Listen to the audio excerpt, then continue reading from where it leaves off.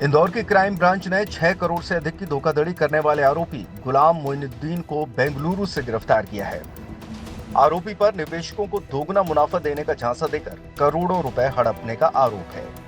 दरअसल गुलाम मोइनुद्दीन ने पहले एक निजी बैंक की शुरुआत की थी, लेकिन बैंक बंद होने के बाद उसने एक फर्जी एडवाइजरी फर्म का संचालन शुरू कर दिया।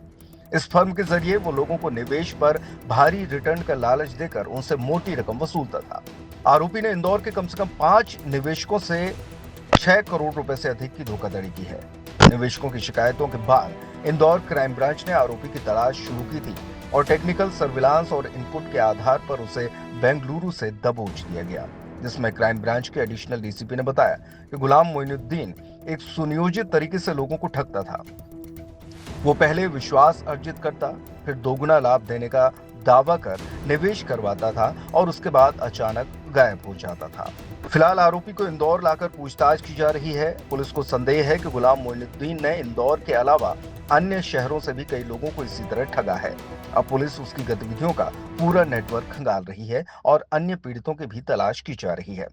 क्राइम ब्रांच ने धोखाधड़ी के एक आरोपी को बेंगलोर से हिरासत में लिया है और उसको गिरफ्तार कर लिया गया है। मामला इस प्रकार से है कि इसमें 5 फरियादी है, जिसमें एक रेखा सोलंकी है जिसके 4 करोड़ का फ्रॉड हुआ है, और एक इसमें जितेंद्र पाटीदार है जिसके साथ 1 करोड़ 20 लाख का फ्रॉड हुआ है, सिराज खान है उसके साथ 70 लाख का फ्रॉड हुआ है, और अन्य प्रशांत एवं हेमंत है जिनके साथ 10 लाख का 11 लाख का फ्रॉड हुआ है। कुल मिलाकर 6 करोड़ का ये फ्रॉड हुआ है।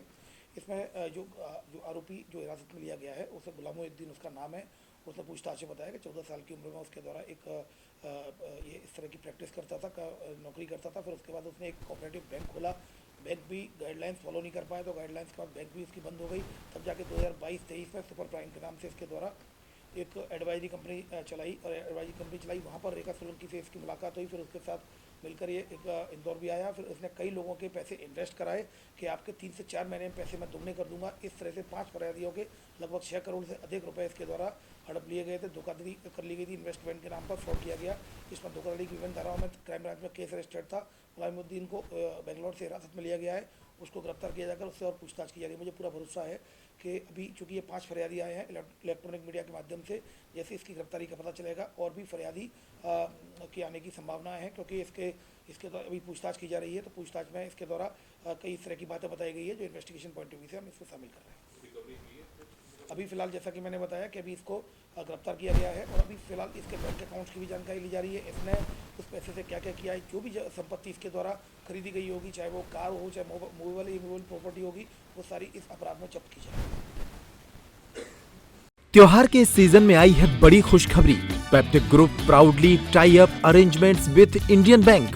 Peptic town Naugaon road Chhatarpur के न्यू एक्सटेंशन में खरीदिए अपने सपनों का घर इंडियन बैंक की मदद से।